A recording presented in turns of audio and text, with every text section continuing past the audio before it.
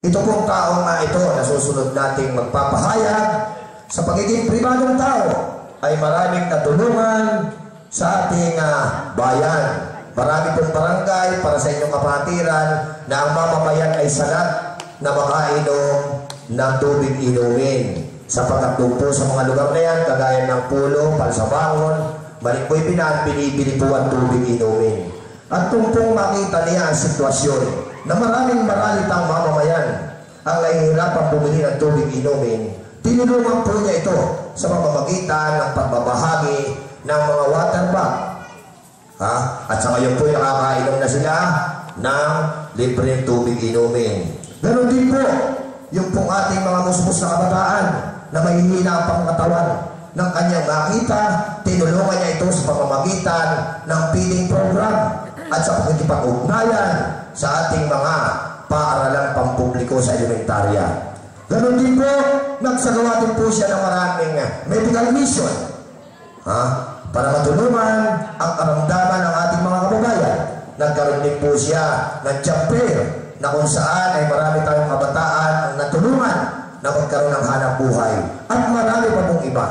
Ang tao pong ito ay may lakas na loob at walang takot na makapagdala ng isang tunay na pagbabago sa bayan ng Pagbilao. At ang kanyang pong panuntunan sa labang ito ay mahalalan, serbisyo at benepisyo, hindi negosyo, walang iba, kundi si Mayor Jerry Luce.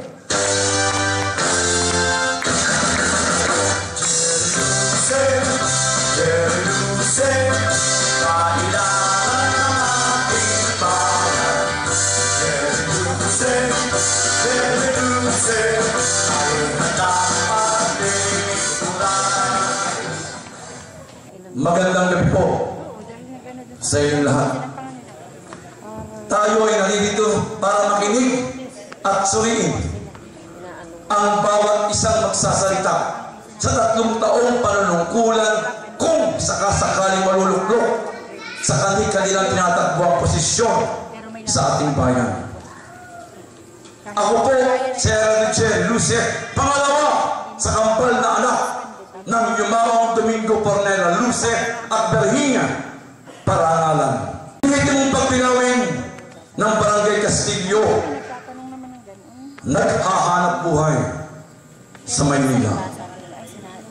Ako'y ng ibang bayan na humigit kumulang 40 taon para makakilala ng mga taong pwedeng makatutulong sa ating bayan. Na sa aking palagay, ang mamumuno sa ating bayan ay may kakayahang maglingkod, makapaghanap ng mamumuhunan at makapagbibigay ng trabaho sa lahat ng sambayanan.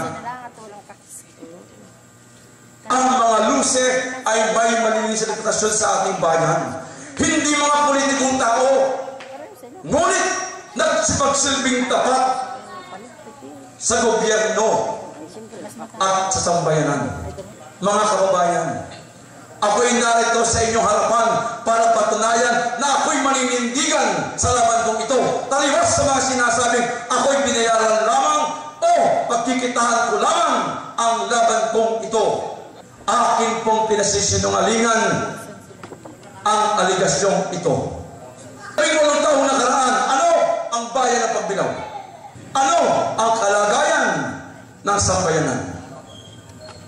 Ang pinakamahalaga, ibalik ang pagtitiwala ng mamamayan at kaayusan ng sambayanan. Hindi magtatagumpay kahit pa sino ang pinakamahusay kung hindi makikipagtulungan ang lahat ng nasasakupan.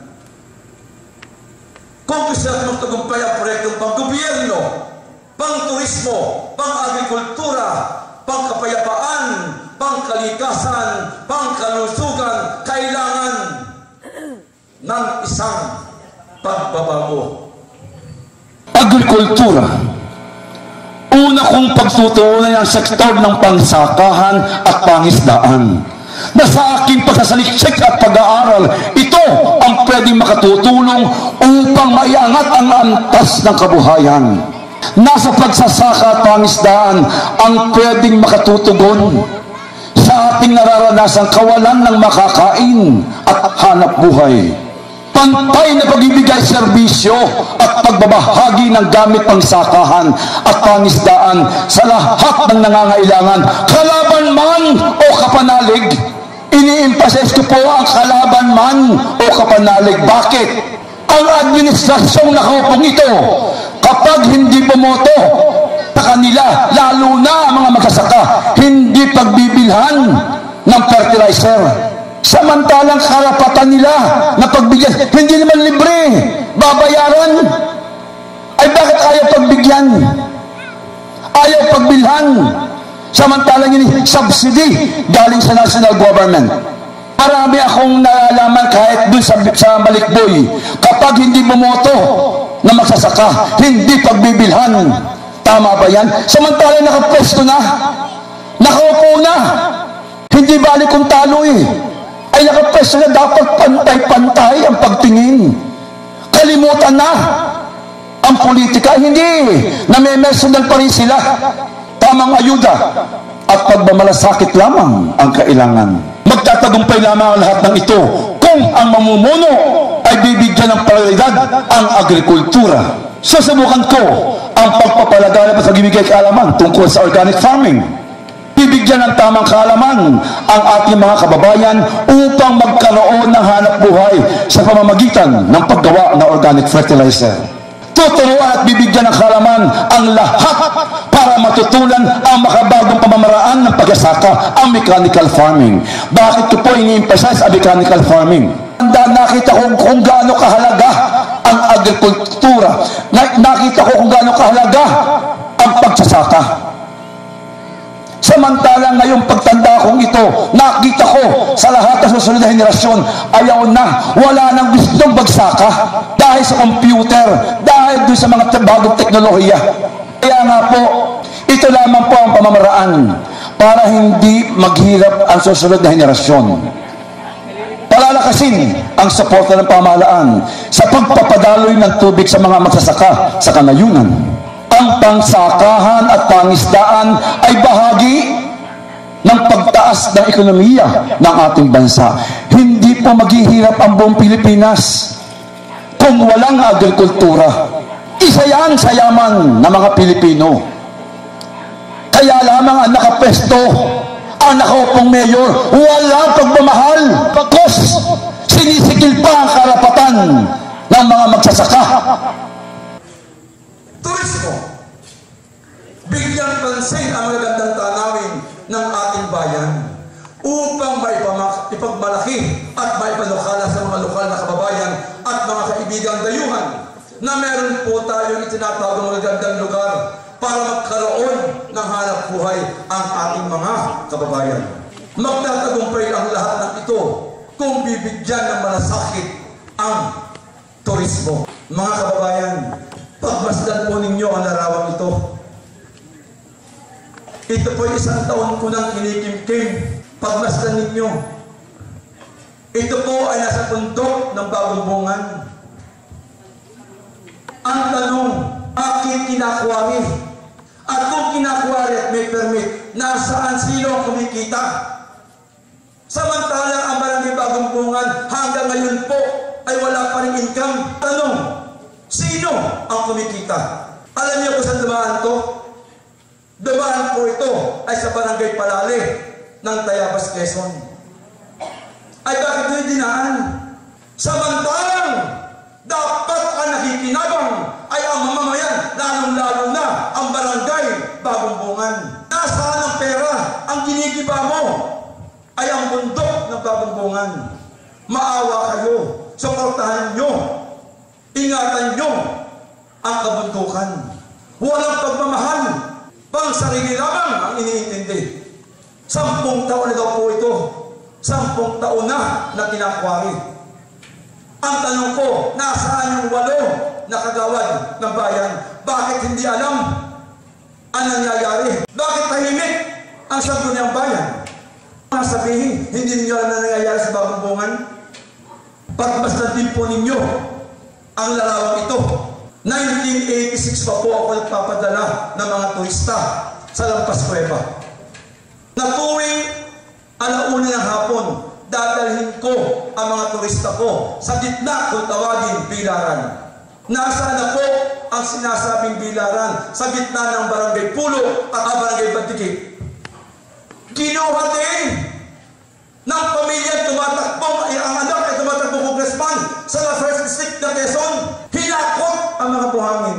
Dinala sa pangsarili negosyo. Samantalang isa sana lugar na pwedeng pagkakitaan ng mga pagbilawin, isa sana lugar na pwedeng pagbabalaki ng mga pagbilawin, ay bakit pinababayaan hakutin ang buhangin? Kahit na congressman yun eh. Kalikasan na sinisira mo. Ilan lamang ang nakikinabang. Ang kawawa ang bayan ng Pagbilao. Bagbasta ninyo kung gaano kaganda ang bayan ng Pagbilao. Edukasyon. Makapagbigay ng libreng edukasyon sa pamamagitan ng programang pamahalaan at ng pribadong sektor. Banda ng bayan ng Pagbilao, sayaw at palakasan. Ayan po yung kamag-anak ko, si Pisa Minyo Gudubisa. Isa na lamang tao na nagtsatsaga magturo ng trumpet, clarinet, drum, saxophone. Alam niyo kung ano kailangan? Kailangan lamang ng Pagbilao Band, suportahan. Marami tayong kababayan na nasa ibang barangay. Hindi kaya magpaaral ng college. Hindi kaya magpaaral ng high school. Bakit? Sa kakulangan dahil walang trabaho. Kung tutulungan lamang ng lokal na pamahalaan ng banda, pwede pong turuan ito eh. Bigyan na sweldo. Sabihin sa inyo. At magturo. Pagdating ng high school, makakapaglibre pa ng pag-aaral. Pagdating ng college, scholar din sa pag-aaral. Kung walang trabaho, pwedeng pumasok sa AFP at PNP para maging banda. Sundalo ka pa. Ano din? Ang sayaw. Ipinagmamalaki ko. Meron po akong dalawang pamangking anak na kapatid kong babae. Yun po ay nag-high school, nag-college scholar dahil sa pagkasayaw. Ganon din ang palakasan. Meron po tayong dalawa na ngayon po isang professional basketball player. Walang iba, si Bakbak Barakay ng Barangay Bantigi. At ngayon po naman ay nasa Lyceum ng Philippines, si Ayaay ng Barangay Bakbak. Ibig sabihin, kailangan lamang tutugunan lamang bibigyan ng ayuda ng lokal ng pamahalaan ang lahat ng ito. Hindi kailangan ng pera ng malaki. Ilaan ang pondo sa iba. Tulungan ang tatlong sektor na ito. Palakasan ang kultura at ang musika. Makipag-ugnayan sa TESDA para sa libreng pag-aaral, kagabay ang tulong mula sa pamahalaan at mangbabatas. Patuloy na paglulunsad ng mga alternatibong summer educational program for out-of-school youth. Gamitin ang kapag-alisa ng mga musikero, mamamayan at palakasan para sa kababayan hindi sapat ang kinikita para matustusan ang pag-aaral ng kanilang anak. Yung mga kabuhayan, maghahanap ng dayuhan at lokal na mamumuhunan para magkaroon ng hanap buhay ang sambayanan. Mga kababayan, pagpasdan nyo yung nasa dulo. Yun po yung katunggali ko na si Amanding. Katunayan, nakapag-uwi ako na investor, ipinakilala ko sa kanya. Ganon din ang kapitan ng Bantigi, si Melo, si ex-kapitan Melo. Ipinakilala ko rin ang grupo na investor. Ipinakilala ko, himatagal na po ako na inilalako ang bayan ng Pagbilao. Na meron tayong isang bayan na pwede paglagakan ng negosyo at meron tayong mga kababayan magagaling magtrabaho. Ang kailangan mamumuno, ilalako ang bayan ng Pagbilao. Hindi pwede na po lamang. May 5 araw tayo. Isang araw, pumunta ka na Senado, pumunta ka ng Kongreso. Malay mo, makatalisod ka na sa investor. Yan po ay sa Bantigi. Yan po ay yung sa LNG. Magbigay ng insentibo sa mga kababayan nasa ibang bansa para magkaroon tayo ng negosyo, kahit ito'y maliit o malaki, para magkaroon ng hanap buhay ang mamamayan. Alam nyo, tandang-tanda ko pa yung building lumang yun eh. Yun po ay basketball court. Yun po ang unang-unang may bubong sa bayan ng Pagbilao. yung T.R. Alvarez. Giniba. Anong ginawa? Ginawa, building. Ang tawag, pangkabuhayan building. Ang ganda. Wala akong problema po doon. Ang ganda. Meron tayong pangkabuhayan building. Pero ang tanong ko ito, anong pangkabuhayan ang ibinibigay sa mamamayan? Ang sinasabi dyan pulos ano doon, seminar. Hindi na kailangan. Ang kinakailangan ay pangkabuhayan ng mamamayan. Tulungan mo magkaroon ng hanap buhay. Ayan lang po Bumalik tayo sa handicraft. Total na yung bawal ang plastic. Pinagbabawal ang plastic. Turuan! Maglala! May pondo naman. Yan din po pumunta sa Silangan. Alam na Silangan, yung ano ng bao, yung sa niyog, yung pulot, ay pinagkakabuhayan po nila Ginagamit ang DPWH to Sabi ng barkada ko engineer, yan po ang ginagamit sa self-wrapping sa mga bundok. Sa Sambales, yung pong SCTEX, binomban, kanina pinaputukan yung bundok doon. Yun po ang ginamit, yan, hindi yung kawad. Samantala, napakadami. Kaya naman ako, importante kasi, tuturuan ang mga mayan para magkaroon ng hanap buhay.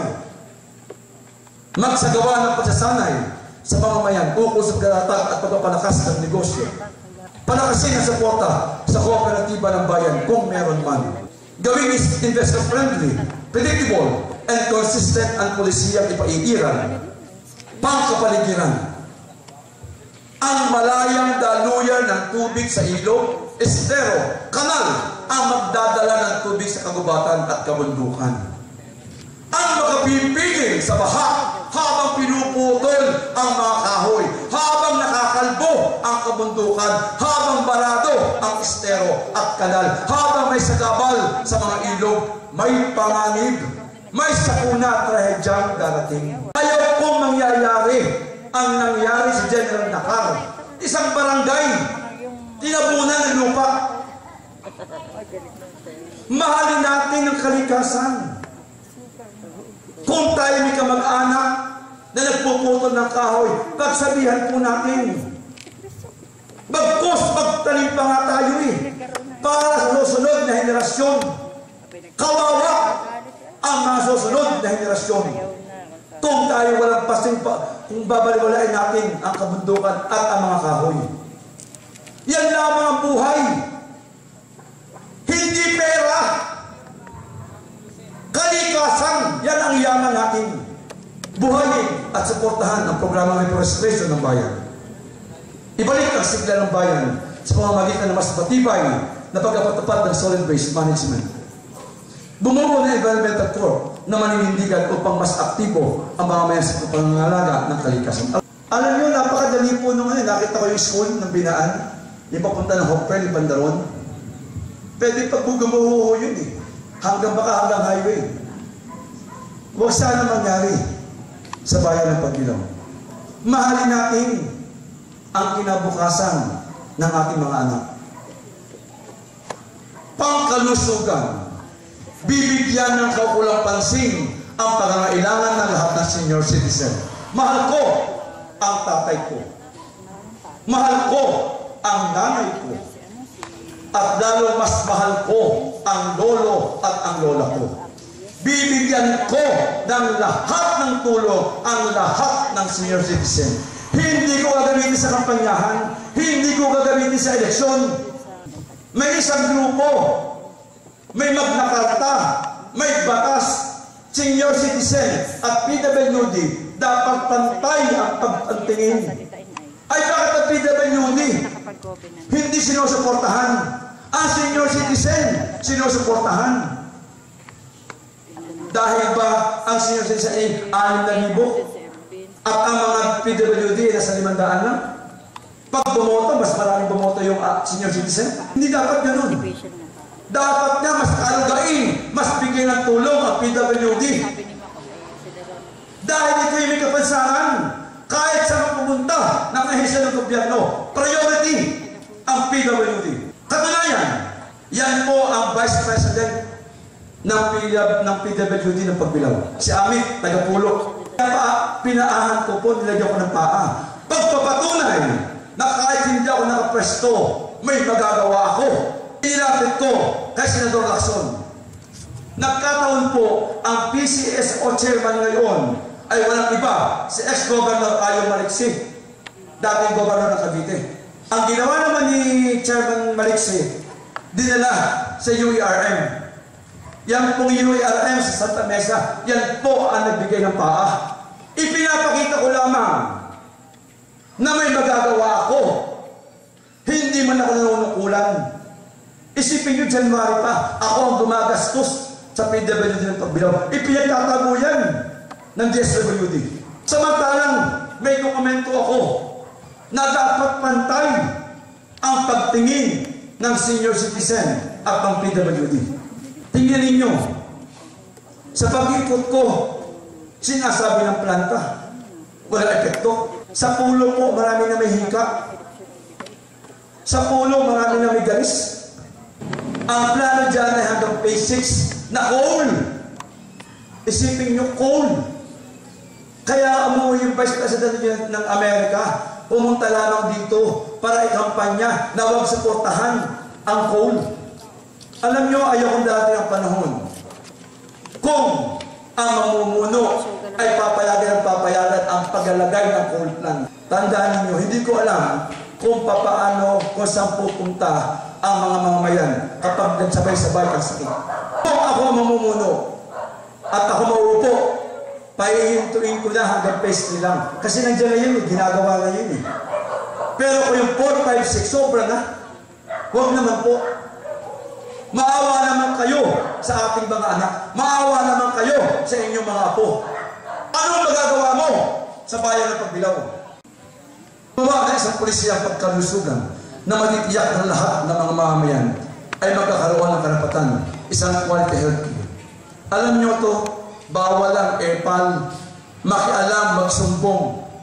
Alam nyo, sa bahay, dyan sa Castillo, meron pong yung nanay ko, merong nabili ng mga kahon ng mga dyaryo at bot. Yung katulong namin, ang sinabi din sa oy, alam mo ba ang anak ng ni Lola ay tatakbong mayor? Ayoko. O siya, boboto mo. Doon po kami sa Paligpit. Ay bakit? Aba, yung pinagbibigay sa amin yung pagtawid pamilya. Imagine, nakatanim sa mga tao yung pangtawid pamilya. Samantalang hindi po Ipapaliwanag ko na ang pangtawid pamilya, yung corpus, yan po ay galing sa national government. Kaya nga, sa itaas yan. Yan ay hindi galing sa lokal na pamahalaan. Kahit sino ang mag-mayor, bibigay po yan at hindi pondo na galing ng bayan. Yan po yung pondo galing national government sa DSWD. Tinapit din yun. Nakakalungkot lamang. Ang alam ng mga dukha, ang alam ng mga hindi nag-aral, galing sa kanila, ay bakit hindi pinapaliwanag? Ayan na nga po Ang ibig sabihin, magsumpo ka. Huwag mong gamitin. Huwag mong gamitin sa pangangampanya. Bibigyan ang lahat ng mga mayan ng libreng gamot at gamutan na walang ibibigay na donasyon at babayaran na ito lamang ang may babahagi na mahasabing tulong galing sa kinikita ng planta. Alam nyo, sa Maynila po ay sinisigaw ni Mayor Lim at ni Mayor Estrada. Libre ang gamot, libre ang konsulta. Bakit dito sa Pagbilao, nagdodonasyon, nagbabayad pa? Samantalang ang laki daw ng kinikita ng planta. Yun nga po sinasabi ko, bakit hindi bigyan kahit man lamang yung libreng gamot, libreng konsulta, ay share na ng mamamayan sa planta? Bakit ipinagkakalit pa yung gamot? Ang alam ko, as senior citizen, kulang din ang gamot na itutulong. Ano kukuha? Ay bakit? Ay alam niyo ba, every morning, napakadami sa aming tao, may dalang mga reseta. Ang sabi ko, bakit ako? Hindi mo na ako nakapwesto Yan nga po ang sinasabi ko. Yung sinasabi din ng kalaban ko si Arnel Amandi. Na sinasabi ni Arnel, pag upo niya, ay siya ay libre ang kuryente. Imposible. Pero may pamamaraan po. Dapat gumawa ang namumuno sa bayan na kolektahin. Nasa kwenta na ho namin ngayon ni Kagawad Alcala ay nasa 8 billion na ang hindi na ko kolekta dyan sa planta na real property tax. Ay bakit? Bakit hindi kinukolekta samantalang mayroon na pong utos ang kataas-taasang hukuman, ang Supreme Court na magbayad sila sa atin? Bakit nagkasawalang kibo? Kung makukuha po yung sinasabi kong 8 billion, pwede yung libreng gamot, libreng kuryente, libreng ospital, at libreng pag-aaral. Baka mabibigyan pa ng doon ng pamahalaan. Kaya lamang, depende kung sino mamumuno sa bayan. Malaking pera, talagang malaking pera. Pero kung ang mamumuno sa bayan ay korap naman, ay baka yung 8 billion, 2 doon, 3 doon, mawala. Na dapat para sa mamamayan. Kaya kinakailangan po, suriin yung mabuti. At pag nakolekta yung pera niya, napakalaking pera, sana mapunta sa maganda para sa bayan, para sa mamamayan. At ipinapangako ko sa inyo, pag naging presidente, ang presidente namin, si Rudy Duterte, 100% po, pipilitin ko makuha yung utang ng plantang. Kaya lamang ako'y nangihinayang kung halimbawa hindi ako mauupo bilang mayor. Ipapangako ko, alam ng Panginoon Diyos, nasa dibdib po namin lahat, hindi ako magnanakaw. Hindi ko priority ang infrastructure. Hindi po ako magpapagiba ng building. Pagtutuunan ko ay yung tugon, yung kabuhayan ng mga mayan. Ay wala eh. After election, wala na. Maniwala kayo sa akin. Kaya at hinahamon ko lahat sino eh. 18 taong nakaraan. Anong pang kabuhayan ang naibigay sa inyo? At hindi ko porte ang negosyo. Makipag-ugnayan sa mga kaibigan, kamag-anak na nasa larangan ng medisina upang makapagbigay ng libreng gamutan. Gamitin ang kapangyarihan upang magkaroon ng gamit sa ospital at ng murang medisina na pwedeng makatutugon sa mga kababayan kulang pinansyal. Paghahanap ng organisasyon international na pwedeng makapagbibigay o makatutulong ng gamit medikal o medisina para sa bayanan. Serbisyo at benepisyo. Pagbasdan nyo, natalo po ako ng 2013. Pero po ako nagtrabaho. Ako po'y tumutulong sa bayan ng Pagbilao. Katunayan, yan po ay sa pulo, nagbigay ako ng water bag. Meron pa akong Koreano na dinala dito sa Pagbilao. Bakit sa pulo? Meron pa tayong 5 kasing barangay na hanggang ngayon, bakit bumibili pa rin ng tubig? Ilaya, ibaba para sa bawat pulo. Walang tubig. Bumibili ang lahat ng mamamayan. Kaya nga po, nagtataka, bakit sa pulo ka tumutulong? Nagbibigay ng mga container. Ayun nga po ang walang tubig eh. Yun nga po mga nandun bumibili sa mga rasyon eh. Wala sa akin palakasan.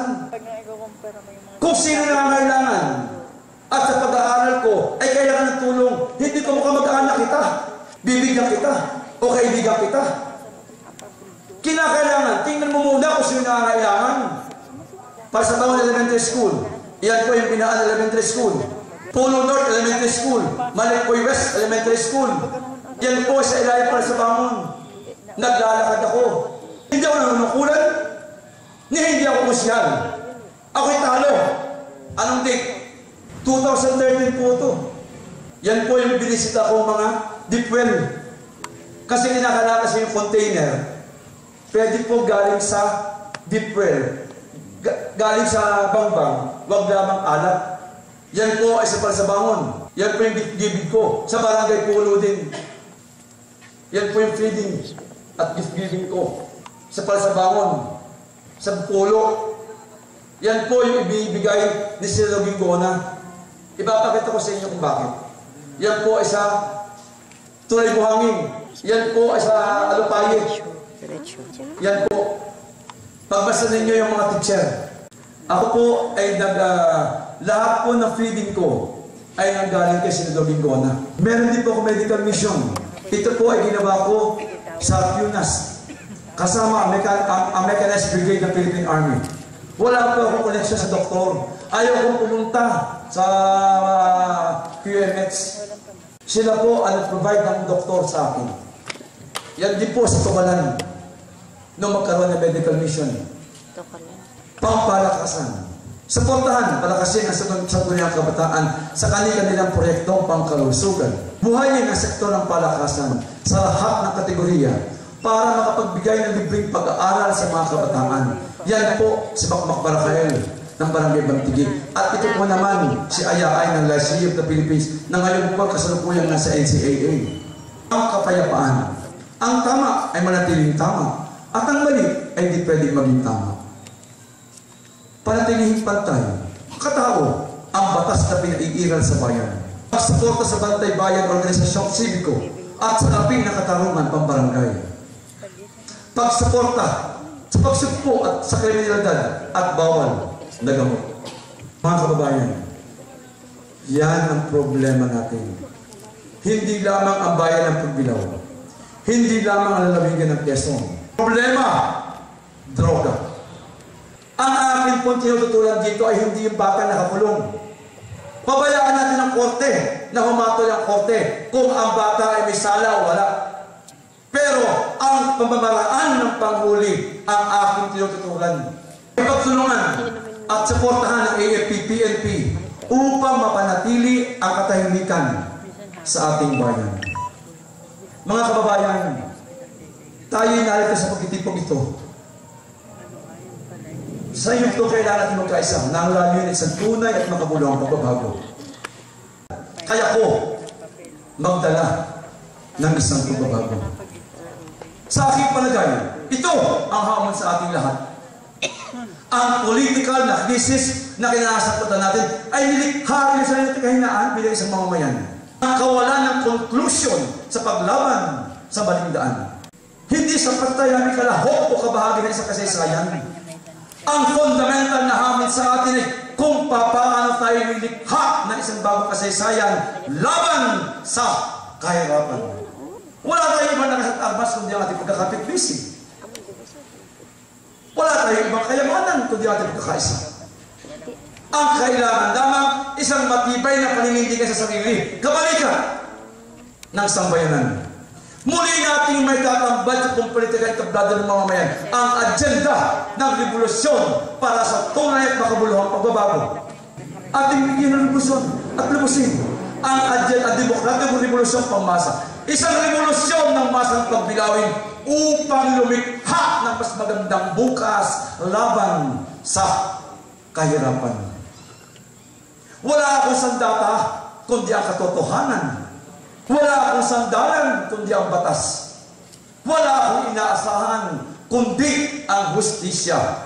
Mga kasama sa pagkikibaka, mga kaibigan at mga kababayan, ang ipinapakiusap ko lamang po sa inyo, mabigyan ako ng pagkakataon, may pakita ko na ako man ay may kakayahang maglingkod ng tapat sa ating bayan. Kakunti lamang ang sarapin na maaari kong gamitin sa kapangyahang ito. Ngunit, kumakapit ako sa katotohanan. Kasama ng awa ng Diyos, dinidinig ng Diyos sa ating mga padalangin. Siya ang aagapay sa pagpili ng mga angkop na kandidato sa halalan ito. Alam ko, sa dulo ng lahat ng ito, may tagumpay na aabutin. At kung walang sasama sa akin para manindigan, wala na po tayong pag-uusapang pag-ibang bagay para sa kinabukasan ng ating bayan at ng sambayanan. Bilang isang mamamayan, sagrado ang boto nyo.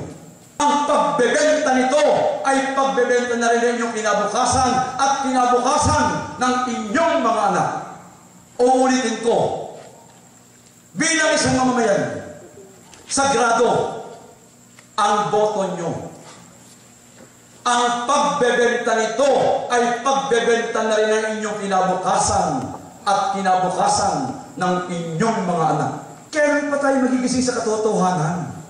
Na itong pagkakataong ito lamang natin na ipapakita sa halalang ito ang lakas at kapangyarihan bilang isang mamamayan. Hindi pwede nakaupo lamang Kung pinagbigyan niyo sila na ipakita na humigit kumulang 18 taong panunungkulan, bakit hindi po naman ninyo ako pagbigyan? Isang termino, 3 taon lamang ang ipinapakiusap ko para maipakita ko na ako man ay may magagawa sa ating bayan. Huwag nating pabayaan ang pagkakataon ito. God bless. Magbilaw.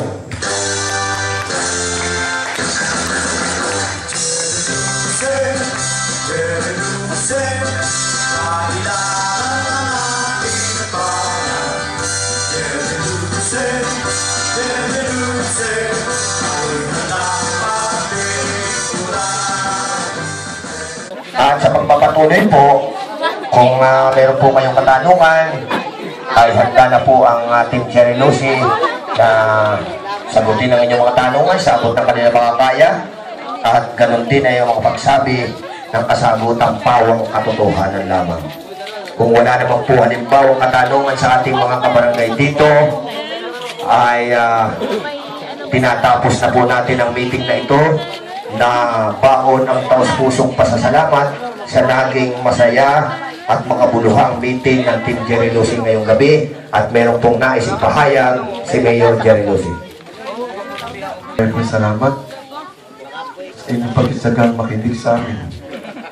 Inuulit po ni Kagawad Alcala, sino po may katanungan, kami po ay willing sumagot.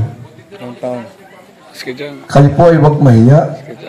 Karapatan ninyo na malaman kung ano kung sakali.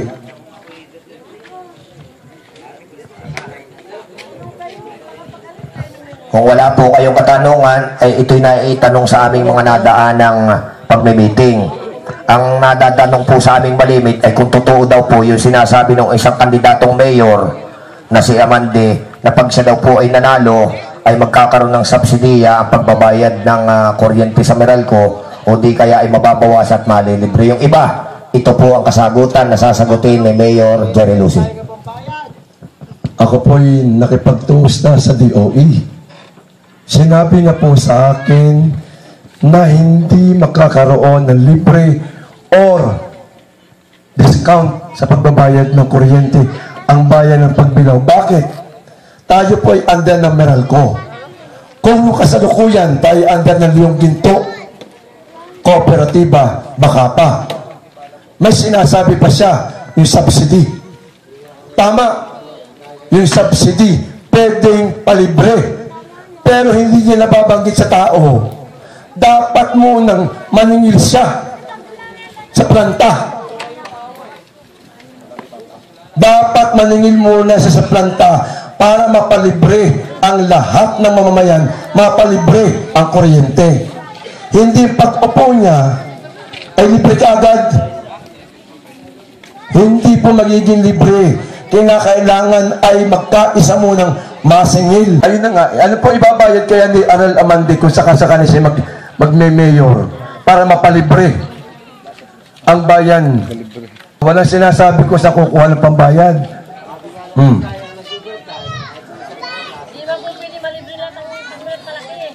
Hindi po malilibre po naman yan. Ang sabi ko nga lamang po, dapat masingil yung pong 10 billion sa planta. Mapapalibre po lahat, pati gamot lahat, pati kuryente. Ang kaso, hindi niya pinapaliwanag kung paano niya mapapalibre ang mamamayan. Hindi niya alam.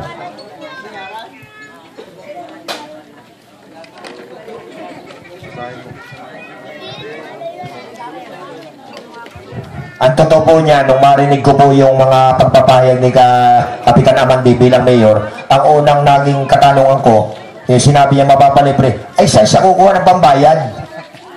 Wala namang kwarta ang pamahalaan lokal para magkaroon ng subsidy sa kuryente. Hindi po ba? Kaya isang madayang pangangampanya yun.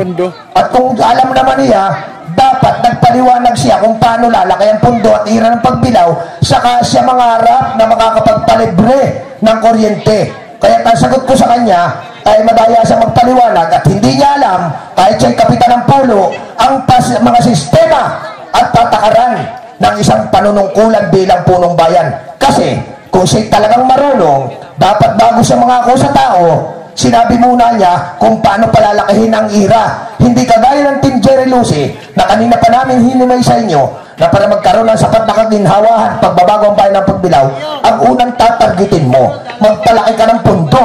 Pero kung ikay nangangarap na wala ka namang alam sa pagpapalaki ng pondo, ay huwag ka namang bula.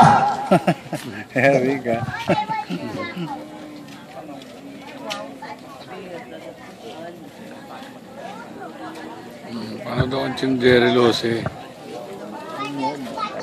Ito po ang katanungan dumating sa atin. Marami daw po dito sa ating mga kabarangay, maraming may sariling tirahan ng bahay, at isa daw pong malaking problema ay yung kanilang tinitirikan ng bahay ay hindi nila pag-aari. Paano daw po ang maganda kung sakalit kayo maging punong bayan? Alam nyo, lahat po ay magagampanan. Yung pagbili ng mga lupa, kung masisingil nga po, yung pong utang ng planta. Pwede nang bilhin tulong sa mamamayan. Yung 10 bilyon, sapat na bigyan ng kinabukasan ang lahat ng sambayanan. Kaya nga po, ang una sana maglilingkod, nagpunta na pa rito si Mayor Palitpit. Dapat po tinanong ninyo kung saan, ano magagawa. Yung po bagang itong tanong ninyo, natanong ninyo sa kanya. 18 taon na po siya Dapat natugunan niya na sana sa inyo kung ano magagawa niya sa lupa. Meron pa pamamaraan. Kung makukuha yung 10 bilyon, pwede po yung mabili yung lupa dito.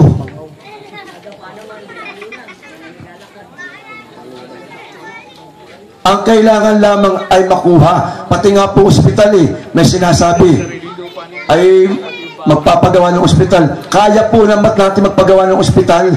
Masingil lamang yung 10 bilyon para sa bayan ng Pagbilao.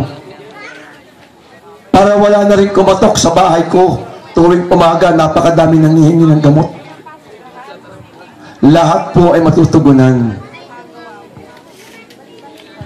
Sa akin pong palagay, kung galing man dito hindi sila, ay hindi pa rin nila alam ang kalutasan ng problema ng mga kababayan. 18 taon na silang palitang mag-anak, ay may nagawa baga dito sa... Hindi po ba?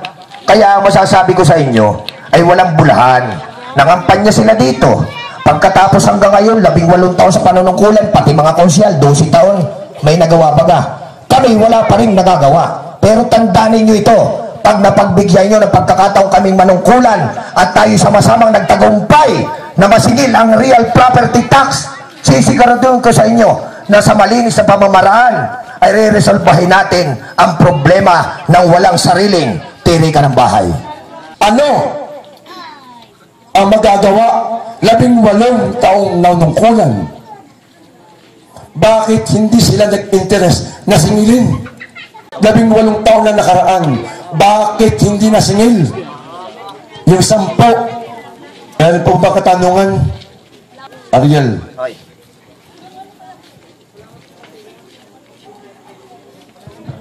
Kaya sa pag-iwalay po natin ito, wala po kayo pinapangako.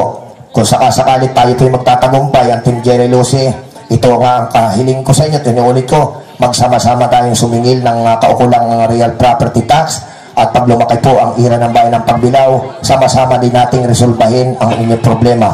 Kami naman po ay siguro hindi nyo pa mapapaghanapan sapagkat ni kaperasong panahon ay hindi pa kami nabibigyan ng pagkakataong manungkulan. Sila naman ay nasubukan na ninyo sa mahabang panahon.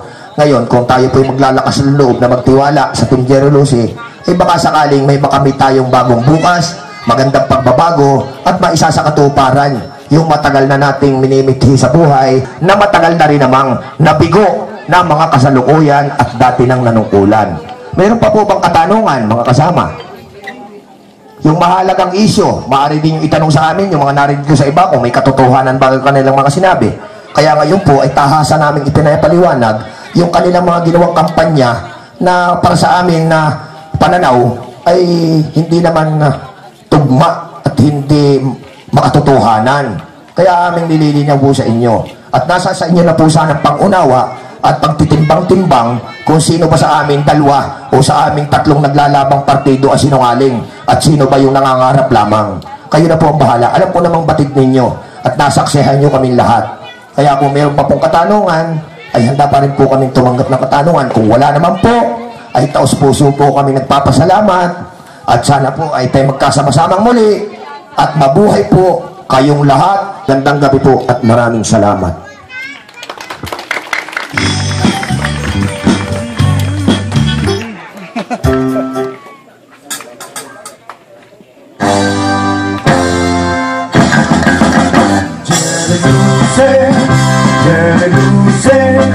Kailangan ng ating bayan.